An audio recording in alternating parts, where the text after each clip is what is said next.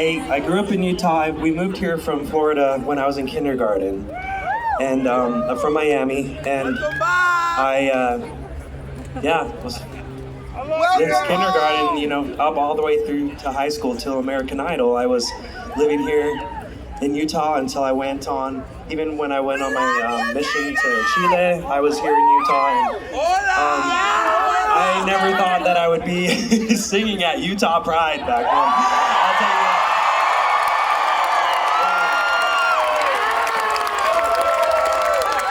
I came out 4 years ago in 2021.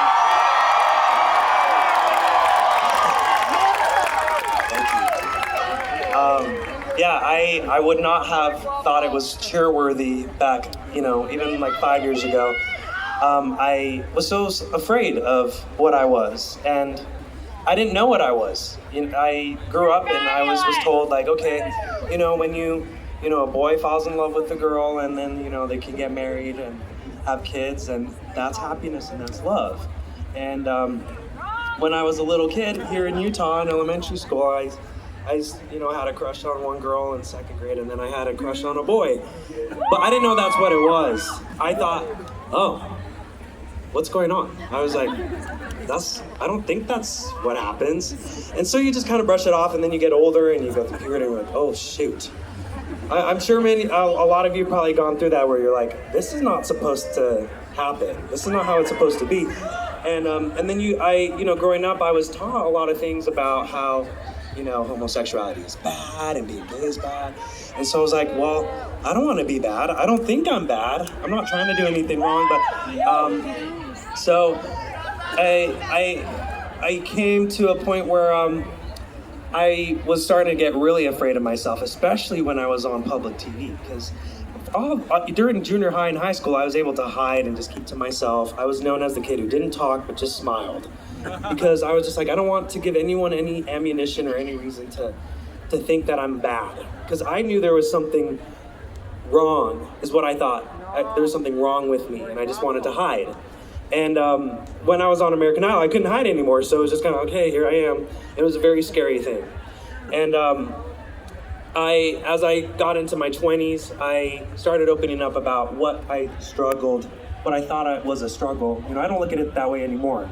But at the time, so I know I'm going into story time right now, but to the interpreters, I hope I'm not talking too fast. So thank you. What was your name? Gabriel. Give it up for Gabriel.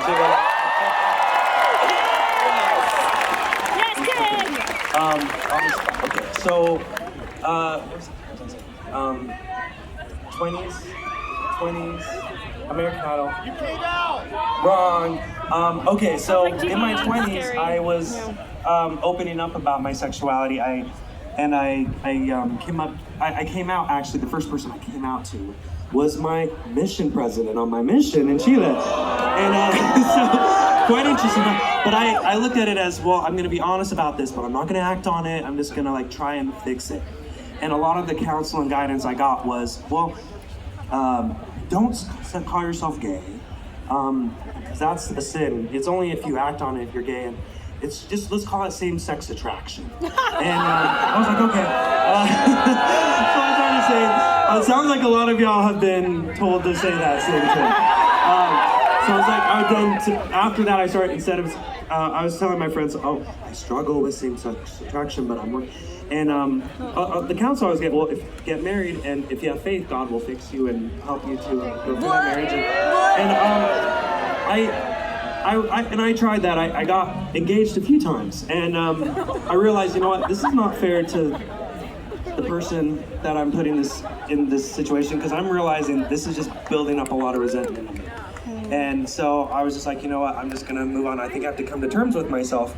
After the third time that I got engaged and then broke it off, which was in 2021, and anyway, I'm like telling I'm writing a book, and I'm like, feel like I'm saying the whole book right now. But this is home. Just to kind of help people realize, a lot of us are not. A lot of people think we're choosing to be gay or choosing to be queer, and I think a lot of us spend most of our life trying not to be because we're told not to.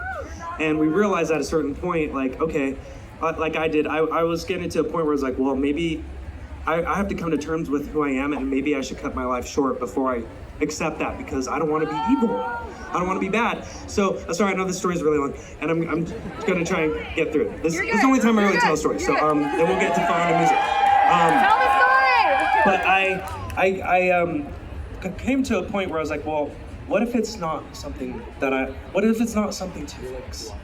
And what if I'm okay the way I am? And I said a prayer, and I was like, God, if you're there, please just help me and change me, because I don't want to be something you don't want me to be. And I received, I've stepped away from religion since, but I felt really strong in my heart this what I always understood and knew as God, that I thought always had guided me all my life, said, David, you need to stop asking me this.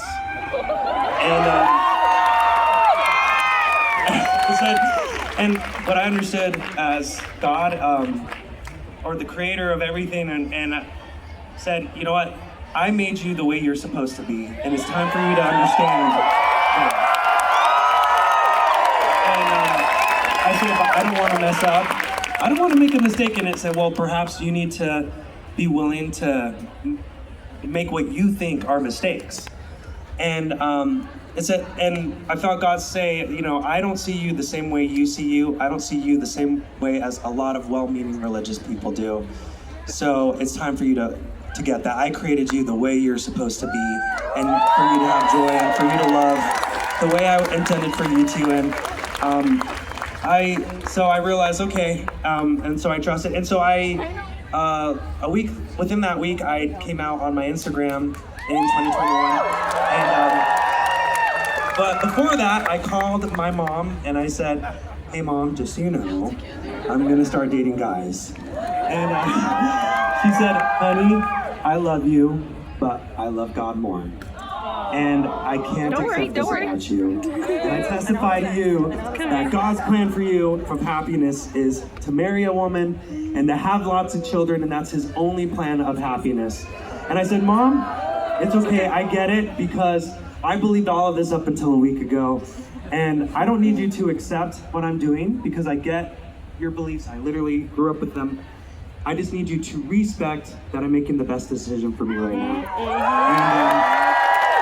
And I still tried I wasn't leaving my religion. I still came out and was still going to church until I realized this is too much. This is a lot of conflict in my head. Yep. And I was getting told a lot of different things, and I was like, you know what, I think I just need to do what's the next best thing for me, the best thing for me next, which was to step away. And then People Magazine got hold of it and announced it before I planned to announce it. But they kind of ripped the Band-Aid off, so I was like, okay. Well, now everyone knows I stopped going to church, and I didn't hear from my mom for a little bit. I was like, oh no, I pissed my mom off. And then eventually I did get a text from her. I was like, oh gosh, I love the text from my mom. I cared about, being a good son to my mom. Yeah. And I didn't want to let her down. And so she said, I decided to step away from the church. And you don't have to do that. I know how much it means to you and how much it's meant to all of us. Like there were a lot of beautiful things we loved about growing up Mormon, or Church of Jesus Christ of Latter-day Saints.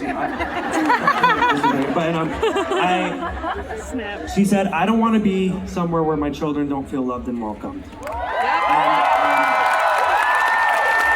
And so she said, if you're going to hell, we're all going to hell with you.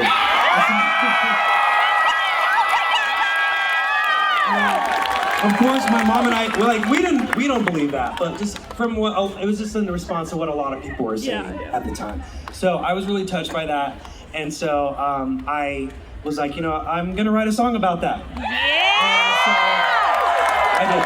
Anyway, sorry, that's probably the longest I've ever said it, but I think I'm just like healing a lot of my inner childhood wounds here.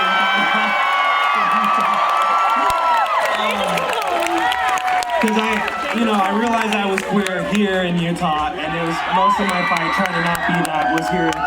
So I'm just so happy to see so many of you here celebrating Pride and the long journey that many of us have had. So if any of you, while many of you may not have had the same response that my mom did, I just want you to know this song is for you. And my mom and I, if anyone has said you're going to hell, just know that my mom and I are going to hell with you.